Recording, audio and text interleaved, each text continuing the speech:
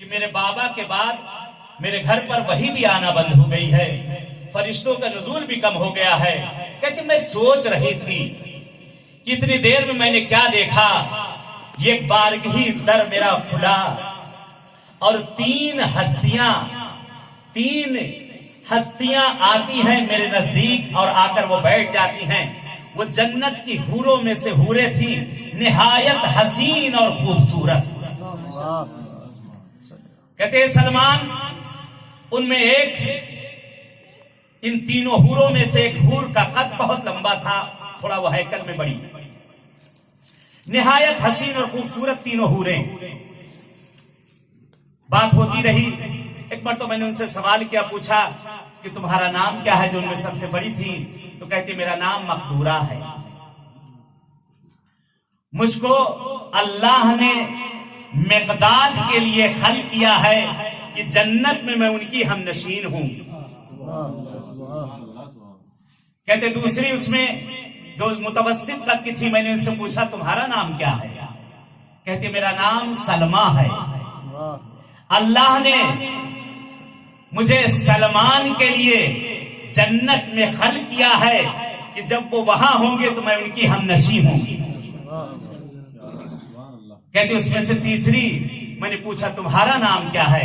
کہا ذرہ ہے، کہا مجھے اللہ نے ابو ذر کے لیے خلق کیا ہے کہ جنت میں جب وہ ہوں گے میں ان کی ہم نشی، ان کی خدمت کے لیے ہوں گی۔ کہتے ہیں کہ سلمان کے چہرے پر مسکراہٹ آئی۔ کہتے شہزادی نے ایک اپنے کنارے سے ایک طبق اٹھایا اور طبق اٹھانے کے بعد شہزادی کونین نے اس پہ سے کپڑا ہٹایا۔ سلمان کہتے ہیں کہ میں دیکھ کر دنگ رہ گیا، کپڑے کا ہٹنا تھا، میں نے کیا دیکھا کہ اس طبق میں کھجور رکھے ہوئے ہیں جو برف سے بھی زیادہ سفید،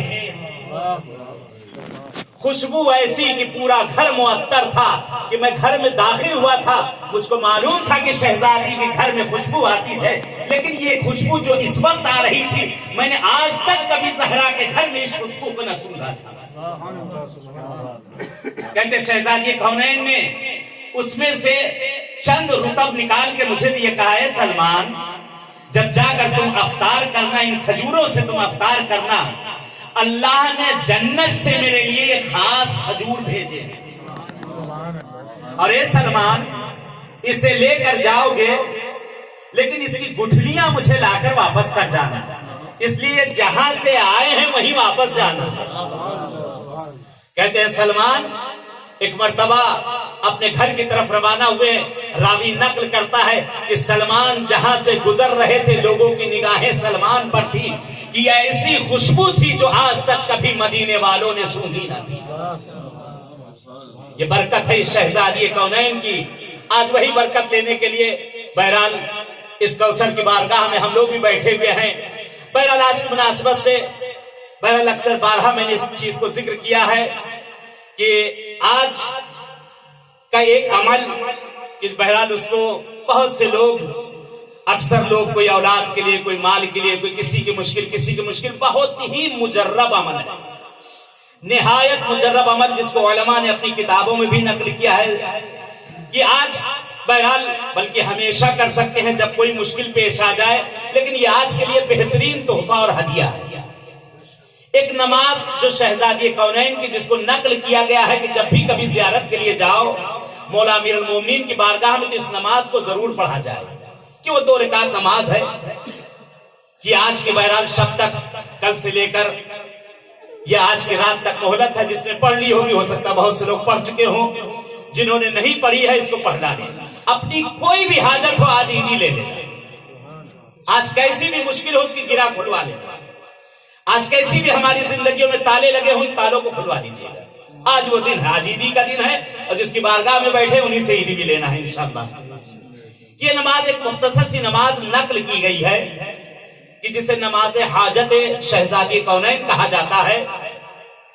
2 رکعت نماز، نیت کر لیں نماز میں پڑھتی ہوں یا پڑھتا ہوں اپنی حاجت کی 2 رکعت قربتاً اللہ۔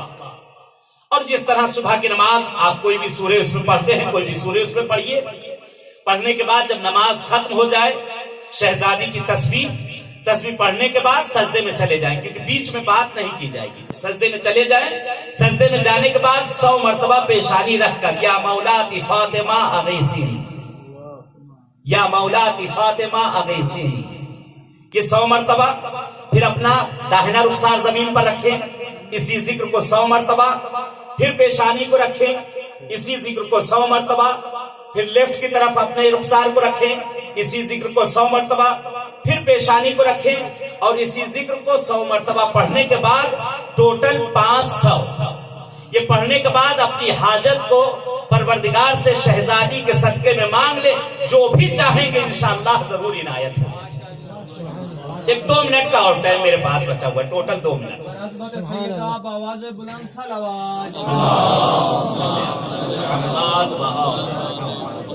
ایک اس سے بہتر سلوات ہے جو محمد والا.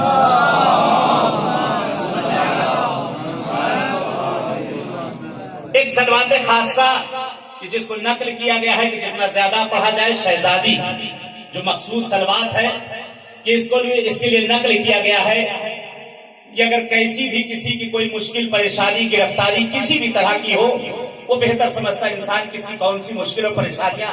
آج کوئی انسان جس کے پاس ہے وہ بھی پریشان ہے، جس کے پاس نہیں وہ بھی پریشان ہے. کوئی نہ کوئی مشکلات پریشانیاں ہر کسی کے ساتھ کچھ نہ کچھ لگی ہے، مریضی، آزاری، بیماری، ہر چیز کوئی نہ کوئی پریشانی. بہرحال یہ ہدیے ہیں، تحفے ہیں معصومین کی طرف سے ہمارے لیے کہ اگر ان پر عمل کیا جائے انشاءاللہ وہ ساری چیزیں برطرف ہو جائیں گی ضرور. کہ ایک سلوات جو کہ نقل کی گئی ہے کہ جس کو 580 مرتبہ پڑھنا ہے، عدد 580 مرتبہ اس کو پڑھنا ہے. اگر ہر روز آپ پڑھنا چاہیں کسی بھی مشکل کے لیے آپ اس کو کنٹینیو شروع کر دیجیے. 580 مرتبہ اس کو پڑھنا ہے. بہرحال آج کا دور اتنا ٹائم تو کسی کے پاس ہے نہیں کتنا زیادہ بہرحال وقت نکالا جا سکے، لیکن کم سے کم 100 مرتبہ اس کو پڑھنا ہے. لیکن افضل یہ ہے کہ 580 مرتبہ کم سے کم 100 مرتبہ اس ذکر کو پڑھنا ہے اور پڑھنے کے بعد اپنی حاجت کو طلب کر لینا ہے. اگر ہو سکے تو 2 رکعت اگر شہزادی کو ہدیے کے لیے اگر نماز پڑھ لی جائے بہتر ہے. وگرنہ اس ذکر کو پڑھنے کے بعد اللہم صلی علی فاطمہ و ابیہا و بعلہا و بنیہا و سر المستودع فیہا بعدد ما احاطہ بہی علمک. اس کو پڑھنے کے بعد اپنی حاجت کو طلب کر لیں، انشاءاللہ خداوند عالم ضرور ہماری حوائج کو پورا کرے گا. پروردگار پالنے والے تجھے واسطہ دیتے ہیں اس دن کا کہ جو آج کا دن جو کہ منسوب ہے ہمارے اور آپ کے زمانے کے آقا سے. یہ پالنے والے اس جشن کی مبارکباد اس آقا کی خدمت میں پیش کرتے ہیں اور اپنی تمام حوائج شرعیہ کو مولا رضا اور امام زمانہ کی خدمت میں پیش کرتے. پروردگار تجھے واسطہ دیتے ہیں شہزادی کونین کا، تجھے واسطہ دیتے ہیں امیر کائنات کا، تجھے واسطہ دیتے ہیں غریب الغرباء کا. پروردگار ہم میں جو جس طرح کے بھی پریشان حال ہے، جن کی جو شرعی حوائجیں ہیں ان سب کو عنایت کر دے.